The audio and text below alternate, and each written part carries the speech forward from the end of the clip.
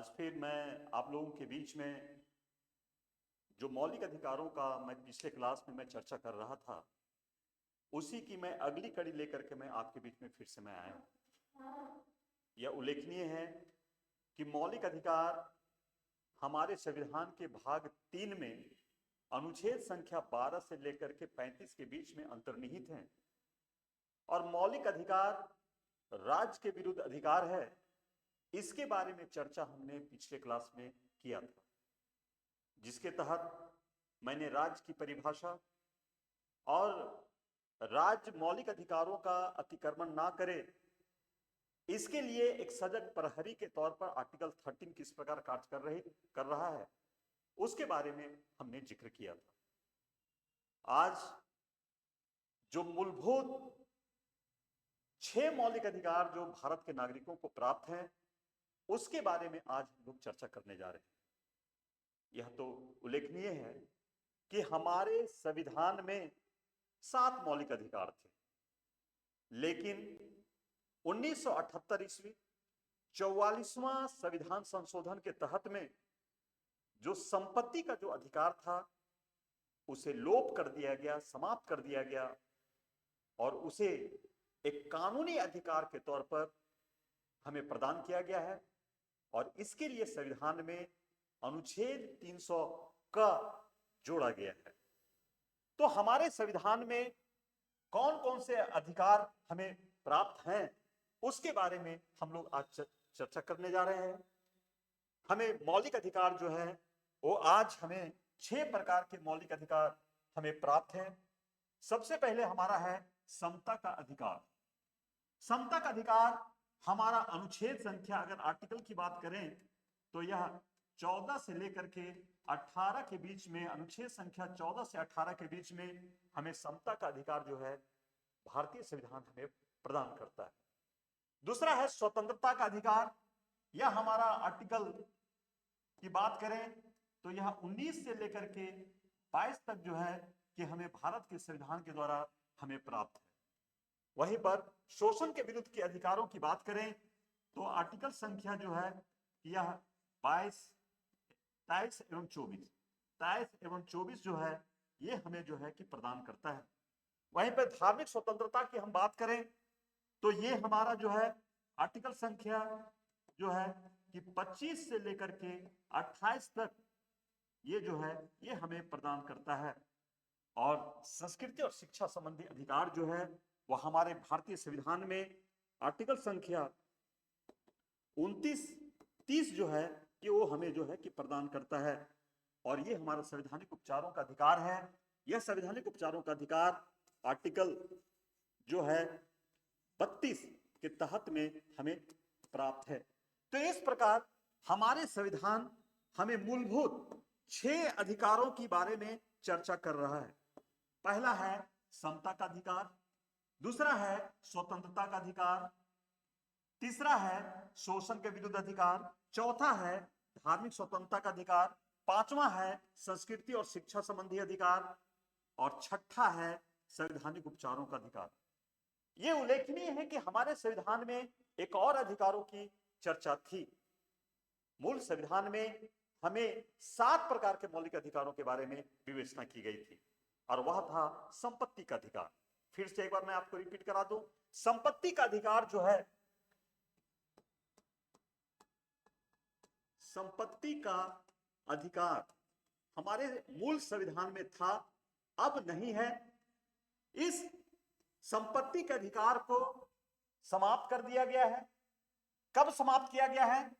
1978 ईस्वी में 44वां संविधान संशोधन हुआ और इस 44वें संविधान संशोधन के तहत में संपत्ति के अधिकार को समाप्त कर दिया गया और मौलिक अधिकार अब नहीं रहा। और ये संपत्ति का अधिकार अब जो है एक कानूनी अधिकार के तौर पर, कानूनी अधिकार कहें या आप विधिक अधिकार कहें या विधिक अधिकार कहें, विधिक अधिकार के तौर पर हमें प्राप्त है। और इसे ले जाया गया है कहां पर? तो आर्टिकल 300 का के तहत जो है कि हमें जो है ये अधिकार जो है कि प्रदान किया गया है, लेकिन अब वो फंडामेंटल राइट नहीं है। और जब वो फंडामेंटल राइट नहीं है तो आर्टिकल 226 और आर्टिकल 32 के तहत क्रमशः हाई कोर्ट और सुप्रीम कोर्ट में अब हम नहीं जा सकते हैं, डायरेक्ट हम नहीं जा सकते हैं। जबकि ये विदित है कि जब भी आपके मौलिक अधिकारों का उल्लंघन होगा तो आप अपने मौलिक अधिकारों को प्राप्त करने के लिए, उस हक को प्राप्त करने के लिए राज्य के विरुद्ध में हम न्यायालय में जा सकते हैं। हाई कोर्ट में आर्टिकल 226 के तहत और सुप्रीम कोर्ट में आर्टिकल 32 के तहत, और हाई कोर्ट से अधिकार हम उससे रीट की मांग कर सकते हैं। और 5 प्रकार के रीट जो है कि हमें कोर्ट प्रदान कर सकता है। इसके बारे में हम आगे चर्चा करेंगे, लेकिन यहां पर एक एक करके 6 मूलभूत अधिकारों के बारे में हम लोग बात करेंगे और आपको समझाने का कोशिश करेंगे। तो आज मेरा पहला मूल अधिकार जो है वह समता का अधिकार है। उस समता के अधिकार के बारे में हम लोग चर्चा करने जा रहे हैं। उल्लेखनीय है, अभी हमने आपको बताया समता का अधिकार हमारे संविधान में आर्टिकल 14 से लेकर के आर्टिकल 18 के बीच में है। तो चलें हम समता के अधिकार की तरफ हम लोग जो है कि हम लोग बढ़ने जा रहे हैं। देखिए, समता का अधिकार की अगर हम बात करते हैं तो आप थोड़ा सा बड़ा हम कर दें ताकि आप लोग थोड़ा सा आपके स्क्रीन में दिखाई दे, इसलिए मैं थोड़ा सा बड़ा कर रहा हूं इसे।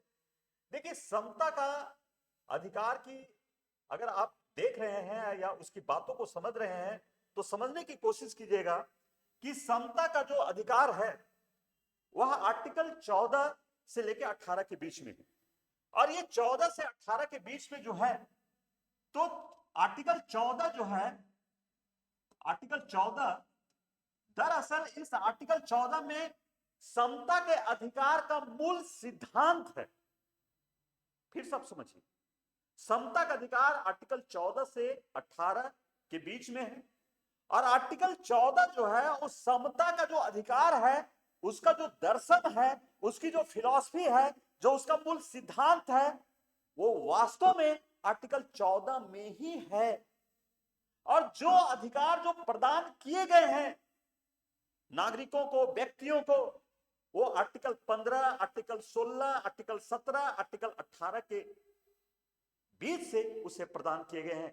वह एक तरह से कह सकते हैं कि मूल सिद्धांत जहां आर्टिकल 14 में है, वहीं पर उसके उदाहरण जो है आर्टिकल 15, आर्टिकल 16, आर्टिकल 17 और आर्टिकल 18 में हम देखते हैं, या उसका इंप्लीमेंटेशन जो है मूल रूप से हम लोग वहां देखते हैं। लेकिन जो मूल सिद्धांत है वह 14 में है। और मूल सिद्धांत क्या कहता है? मूल सिद्धांत कहता है कि भारत में सभी व्यक्तियों को विधि के समक्ष समता और विधियों का समान संरक्षण प्रदान करता है। मतलब राज्य ऐसा कोई विधि नहीं बनाएगा जिसमें किसी व्यक्ति को विधि के समक्ष समता और विधियों के समान संरक्षण से उसे वंचित किया जाए। मतलब उसे तमाम जो राइट है, विधि के समक्ष समता और विधियों का समान संरक्षण जो है वह प्राप्त है आपको आर्टिकल 14 के तहत में। आर्टिकल 14 जो है ये जो दे रहा है राइट, वो राइट देश के नागरिकों को भी प्राप्त है और देश के आम नागरिकों को भी प्राप्त है। अगर कोई विदेशी यहां पर आकर के इन अधिकारों का उपयोग करना चाहे तो उसे वो अधिकार स्वतः मिल जाते हैं। यहां पे व्यक्तियों से भी मतलब है, व्यक्तियों से मतलब है कोई संस्था, जैसे कोई निगम है, कोई कंपनी है, तो उसे भी जो है वह राइट मिल जाता है विधि के समक्ष समता और विधियों का समान संरक्षण। अब यहां पर हम बात करेंगे कि विधि के समक्ष समता से क्या तात्पर्य निकलता है। तो विधि के समता से तात्पर्य यह है कि हमारे कोई भी, अगर हमारा जो है कि कोई भी व्यक्ति है और समान परिस्थिति वाले व्यक्तियों के साथ विधि द्वारा दिए गए विशेषाधिकारों तथा अधिरोपित कर्तव्यों के मामले में समान व्यवहार किया जाएगा। मतलब यह है कि सभी व्यक्तियों के साथ में जो कानून है वह एक जैसा व्यवहार करेगा। और इसी के संदर्भ में आपका जो है कि विधि के शासन से इसका संबंध है रूल ऑफ लॉ से आपका संबंध है। मतलब है कि इस देश में जो कानून है सबके लिए बराबर है, और ये विधि के समक्ष समता से तात्पर्य है। ये जो कॉन्सेप्ट जो आया है वह कॉन्सेप्ट ब्रिटेन से ग्रहण किया गया है। ब्रिटेन जो है इसको जो है कि वहां के कानून में है, वहां के संविधान में है, और उन अच्छी बातों को जो है कि भारत ने ग्रहण किया। दूसरा बात है कि विधियों का समान संरक्षण, ये बात अमेरिका संविधान से लिया गया है, यूएसए से लिया गया। इसमें है कि जब राज्य कोई कानून बनाएगा तो वह व्यक्तियों या व्यक्ति या कोई समूह के बीच में कोई डिस्क्रिमिनेशन नहीं करेगा। मतलब यह है कि समान परिस्थिति वाले व्यक्तियों को समान विधियों के अधीन रखना और समानता से लागू करना, समान रूप से लागू करना, ये अधिकार जो है आर्टिकल 14 हमें प्रदान करता है। तो मतलब आर्टिकल 14 विधि के समक्ष समता और विधियों का समान संरक्षण जो है भारत के नागरिक तथा अनागरिक या व्यक्ति, निगम, व्यक्तियों के समूह इत्यादि सबों को प्रदान करता है। ये विशिष्टता जो है वो हमारे संविधान में है। और एक बहुत बड़ी बात है, 1980 ईस्वी में सुप्रीम कोर्ट का एक डिसीजन आया था, वह आपका जो है कि केस था मिनर्वा मिल बनाम भारत संघ। मिनर्वा मिल बनाम भारत संघ में 1980 में सुप्रीम कोर्ट ने डिसीजन दिया कि ये जो है कि विधि के समक्ष समता और विधियों का समान संरक्षण जो है वह हमारे संविधान का आधारभूत ढांचा है, इसे बदला नहीं जा सकता है, इसे समाप्त नहीं किया जा सकता है। तो एक तरह से मौलिक अधिकार का, समता का अधिकार जो है, एक तरह से समझिए आर्टिकल 14 हमारे संविधान के विशेषताओं के तहत में मौलिक ढांचा के तौर पर जो है उसे माना गया है और उसे समझा गया है। और लेकिन इसके कुछ अपवाद हैं। ये जो विधि के समक्ष समता और विधियों का समान संरक्षण है, वह एक तरह से अगर हम देखें तो वह एक नेचुरल जस्टिस है, एक प्राकृतिक न्याय के तौर पर जो है वह व्यक्तियों, नागरिकों, अनागरिकों को प्राप्त हो रहा है। लेकिन यहां ध्यान रखने की बात है, यह एब्सोल्यूट राइट नहीं है, अत्यांतिक अधिकार नहीं है। इसके भी कुछ अपवाद हैं, अपवाद होना लाजमी भी है, क्योंकि भारत में बहुत सारे ऐसे पद हैं और एक समान नागरिक है, दोनों को एक जैसा एक तराजू पे नहीं तौला जा सकता। इसलिए युक्त तरीके से इसके कुछ अपवाद भी उभर करके सामने आते हैं। जैसे आपका राष्ट्रपति या राज्यपाल के विरुद्ध उसके कार्यकाल के दौरान किसी न्यायालय में आपराधिक कार्यवाही नहीं शुरू की जा सकती है, क्योंकि एक सिंपल व्यक्ति और एक राष्ट्रपति क्या दोनों एक है क्या? अगर हम राष्ट्रपति को ही जेल भेज देंगे तो फिर इस देश का क्या होगा? तो राष्ट्रपति का जो पद है वह बहुत गरिमामय पद है, राज्यपाल का जो पद है वह बहुत गरिमामय पद है। इसलिए राज्यपाल को, राष्ट्रपति को या अन्य व्यक्तियों को जो संविधान के पद पर है वो व्यक्ति नहीं है बल्कि वो पद है, इसलिए उस पर जो है कि आपराधिक कार्यवाही जो है नहीं की जा सकती है। पुनः इसी तरह राष्ट्रपति या राज्यपाल अपने कार्यविधि के अधीन किए गए किसी भी कार्य के लिए न्यायालय में उपस्थित होने के लिए बाध्य नहीं है। ये हमें जो है ये अपवाद जो है कि हमको प्राप्त हो रहा है। पुनः अगर राष्ट्रपति या राज्यपाल जब वो पद पर है तो उसके विरुद्ध में कोई सिविल केस जो है न्यायालय में जो है शुरू नहीं की जा सकती है, ये अपवाद। पुनः समता का अधिकार तो है, लेकिन हमारा संविधान कुछ युक्त जो है अपवाद भी सुनिश्चित करता है। कुछ विविधताएं इस देश में लागू हो सकती हैं, जैसे भौगोलिक आधार पर हो सकता है कि दक्षिण भारत में बहुत गर्मी है, वहां गर्मी की छुट्टी होनी चाहिए। लेकिन अगर मान लीजिए कि जम्मू एंड कश्मीर और हिमाचल प्रदेश है, उत्तराखंड है, तो वहां पर ठंडा का छुट्टी होनी चाहिए। यहां पर थोड़ा सा भौगोलिक आधार पर जो है कि वहां पर थोड़ा सा विभेद हो सकता है। तो वह विभेद युक्त अपवाद किस तौर पे हो सकता है? तो भौगोलिक आधार पर हो सकता है, राज के पक्ष में हो सकता है, टैक्सेशन के रूप में हो सकता है, ऐतिहासिक आधार पर हो सकता है, शिक्षा के आधार पर हो सकता है। और ये हमारा थोड़ा सा यहाँ पे डिस्क्रिमिनेशन हो सकता है, सभी को एक बराबर नहीं कर सकते हैं, क्योंकि वकालत वही करेगा जो लॉ किया रहेगा, और वही डॉक्टरी का प्रैक्टिस करेगा जो एमबीबीएस किया रहेगा, वही अकाउंटिंग का काम जो ऊपर का कर सकेगा जो सीए किया रहेगा। तो कहने का मतलब है कि कुछ हमारा यहाँ पर शिक्षा के आधार पर कुछ जो है कि विभेद हमारा जो है कि वो किया जा सकता है। ये आर्टिकल 14 है, और 14 का कुछ अपवाद भी सामने उभर करके हमारे आते हैं। इस पर भिन्न भिन्न परीक्षाओं में इससे प्रश्न जो है कि अराइज होते हैं और पूछे जाते हैं। समता के अधिकार के तहत में हमने अभी आर्टिकल 14 देखा। अगली कड़ी में हम लोग बढ़ रहे हैं, और वह है आपका आर्टिकल 15। आर्टिकल 15 क्या कहता है, इस पर हम लोग बात करें। आर्टिकल 15 कहता है कि धर्म आदि के आधार पर विभेद प्रतिषेध है। धर्म के आधार पर हम भारत के नागरिकों को हम प्रतिषेध नहीं कर सकते हैं। ये हमको जो है कि आर्टिकल जो है कि 15 जो है इस बात को हमारा जो है कि स्पष्ट करता है, दिखाता है।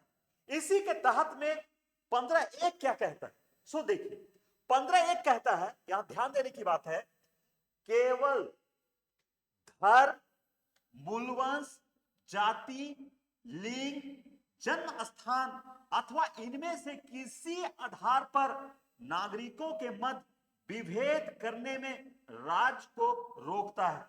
मतलब राज्य जो है, केवल शब्द यहां महत्वपूर्ण है, धर्म, मूलवंश, जाति, लिंग, जन्म स्थान अथवा इनमें से किसी आधार पर नागरिकों के मध्य विभेद करने में राज्य को रोकता है।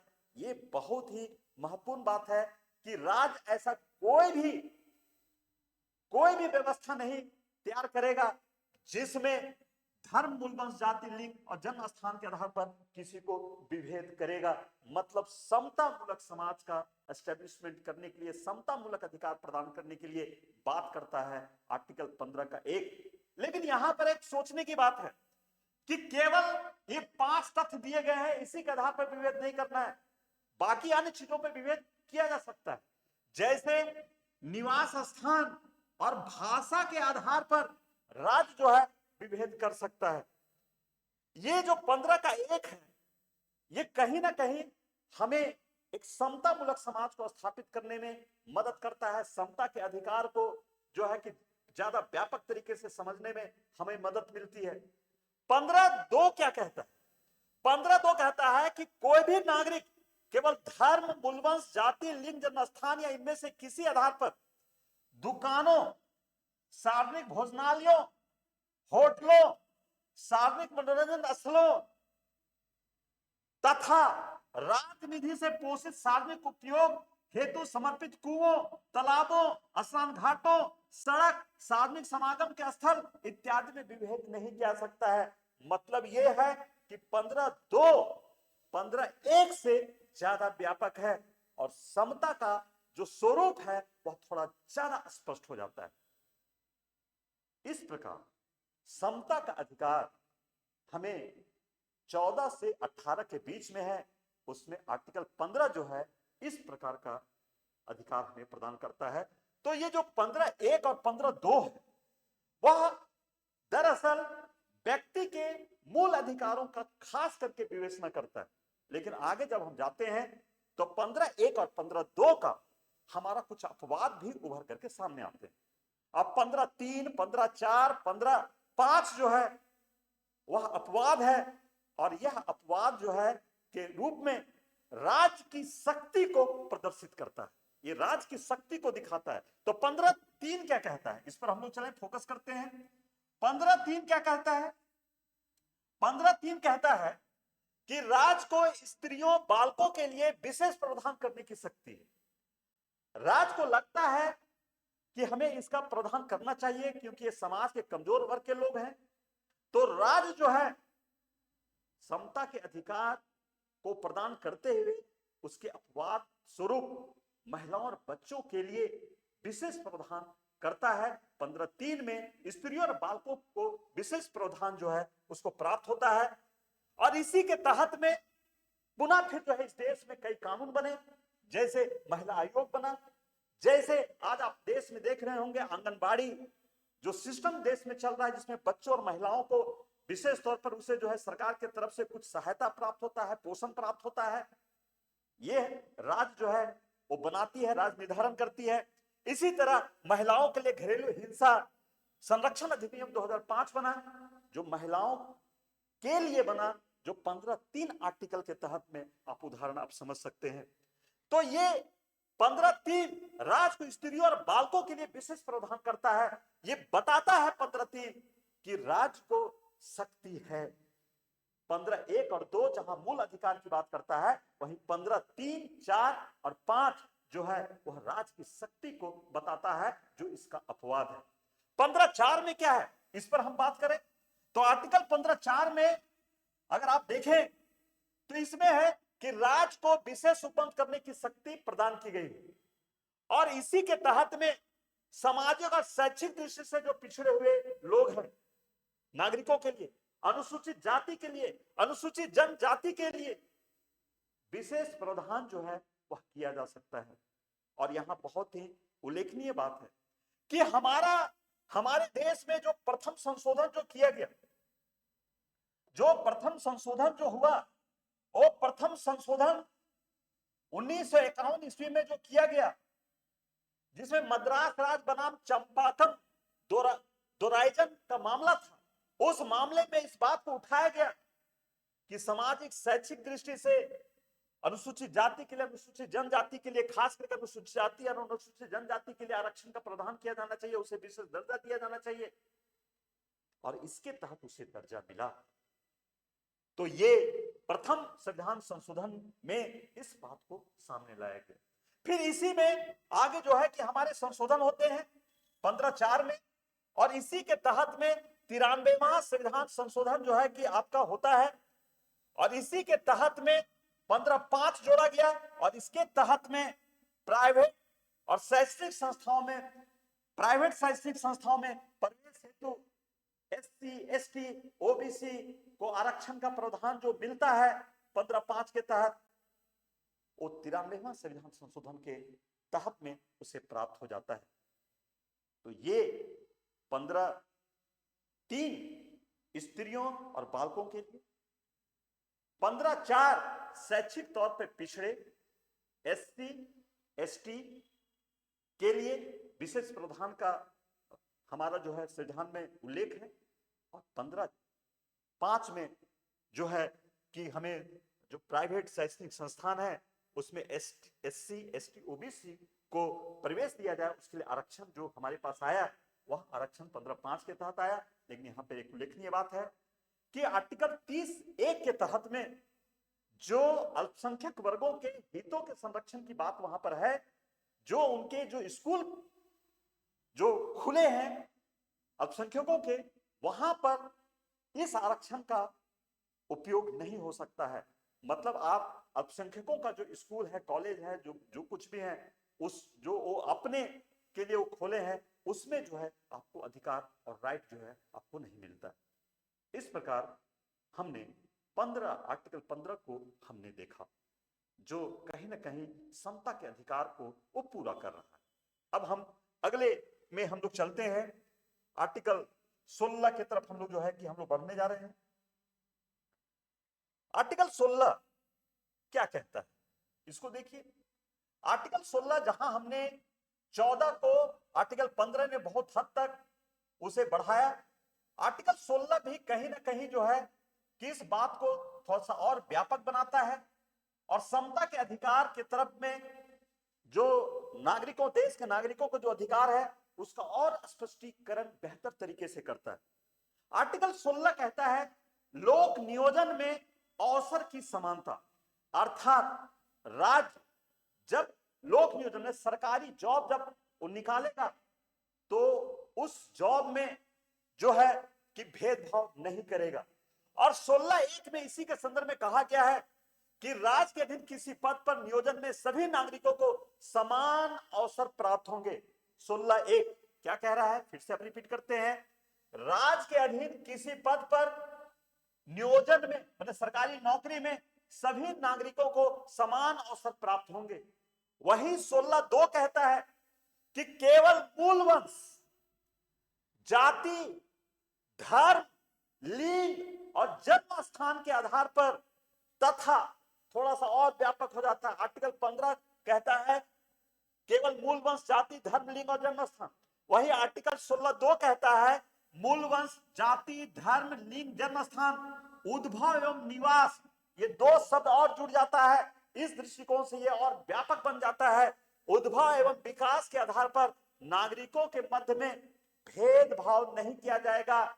ये आर्टिकल 16 का 2 जो है स्पष्ट करता है, जो कहीं ना कहीं समता का अधिकार को पूरा कर रहा है, समानता के अधिकार को वो पूरा कर रहा है। लेकिन इसमें भी कुछ युक्ति युक्त अपवाद है। जिस प्रकार 15(1) और 2 मूल अधिकार था, उसी तरह 16(1) और 2 नागरिकों, देश के नागरिकों के लिए मूल अधिकार है। वहीं पर 16 का 3, 16 का 4 और 16 का 5 जो है वह राज्य के शक्ति को प्रदर्शित करता है। ये अपवाद है इसका। तो 16(3) क्या कहता है? 16(3) कहता है संसद को यह शक्ति है कि वह विधि द्वारा किसी राज्य की कुछ सरकारी सेवाओं में नियुक्ति के लिए अर्हता विहित करे। मतलब जब सरकारी नौकरियां के समान अवसर आपके लिए हैं, लेकिन समान अवसर भी विधि के अधीन है, कुछ अर्हता को सुनिश्चित कर सकता है। जैसे आप डॉक्टर हैं तो एमबीबीएस आपको होना चाहिए, कोर्ट में प्रैक्टिस करना है तो आपको कम से कम लॉ होना चाहिए, ये अर्हता है। टेक्नीशियन है तो आईटीआई आपकी होनी चाहिए, ये अर्हता है। अगर ये नहीं रहेगा तो काम करने के लिए आपको नहीं दिया जाएगा। आप समझिए इस बात को। और इसी तरह इसी के तहत में कभी हमारे जो है संसद को ये पावर है कि किसी राज्य के लिए कुछ एक्स्ट्रा कंडीशन वहां लागू कर सकता है। कुछ जॉब के लिए उसी राज्य का नागरिक होना आवश्यक है, ये कानून संसद बना सकता है। और इसी के तहत में हिमाचल प्रदेश में, आंध्र प्रदेश में, त्रिपुरा में, मणिपुर में हमारे संसद ने कानून बनाया और वहां के कुछ नौकरियों के लिए वहीं के व्यक्तियों के लिए आरक्षित कर दिया गया। ये पावर जो है 16(3) के तहत जो है संसद को प्राप्त है, संसद को दिया गया। 16(4) में अगर हम बात करें तो 16(4) में आपका जो है ओबीसी के लिए आरक्षण का प्रावधान किया गया है। इसमें कहा गया है कि अगर राज्य के कहिए विश्वास में या राज्य को अगर ये लगता है कि किसी जाति वर्ग का उसके जनसंख्या के अनुरूप में सरकारी नौकरियों में उस समुदाय के लोग नहीं है, तो राज्य उस जाति या उस वर्ग या उस समुदाय के लोगों के लिए आरक्षण का प्रावधान कर सकती है। इसी के तहत में ओबीसी को आरक्षण प्रदान किया गया और ये 16(4) के तहत में ओबीसी को आरक्षण जो है कि प्रदान किया गया है। और इसी के तहत में आप कह सकते हैं आगे जाकर के 340 के तहत में पिछड़ा वर्ग आयोग की नियुक्ति भी किया गया। और पुनः जो है ये जो आरक्षण का जो प्रावधान जो प्रस्तुत किया गया, वह आरक्षण का प्रावधान जो है वह मंडल कमीशन के रिकमेंडेशन के अकॉर्डिंग किया गया, जहां पर जाति को जो है वह सामाजिक और शैक्षणिक दृष्टि से पिछड़ेपन का आधार के तौर पर चुना गया। और आज जो आरक्षण ओबीसी को मिल रहा है वह आर्थिक आधार पर आरक्षण नहीं है, बल्कि सामाजिक और शैक्षणिक तौर पर पिछड़ेपन के आधार पर जो है वह ओबीसी को जो है कि आरक्षण जो है प्रदान किया जाता है। ये 16(4) के तहत में इस बात का जो है उद्घोषणा किया गया। पुनः 16(5) पर हम बात करें तो 16(5) में कहता है कि किसी धार्मिक या सांप्रदायिक संस्था का कोई माने कि कहिए कार्य करने वाला या शासी निकाय का कोई मेंबर जो है उसी धर्म का होगा। जबकि ऊपर में लिखा हुआ है 16(2) में कि धर्म जाति के आधार पर विभेद नहीं किया जाएगा, धर्म के आधार पर विभेद नहीं किया जाएगा। इसका अपवाद है 16(5), क्योंकि आप समझिए मान लीजिए कोई मस्जिद है तो मस्जिद का जो इमाम बनेगा क्या कोई हिंदू बनेगा या सिख बनेगा? क्या उसका कौन बनेगा? उसका बनेगा मुस्लिम समुदाय के ही लोग। मान लीजिए कोई गुरुद्वारा है तो उसका जो है कि जो महंत बनेगा या उसका हेड बनेगा, कौन बनेगा? सिख ही बनेगा। कोई हिंदू का मठ है तो हिंदू ही ना उसमें बनेगा, कि कोई मुस्लिम बन जाएगा। इसलिए ये धर्म के विभेद का अपवाद है और ये समुचित है और ये सही भी है। और 16(5) जो है इस बात को सुनिश्चित करता है कि अगर कोई मठ है, कोई समुदाय है, तो उसमें शासकीय अधिकारी जो होगा वह उसी धर्म का होगा। ये 16(5) जो है वह कहता है।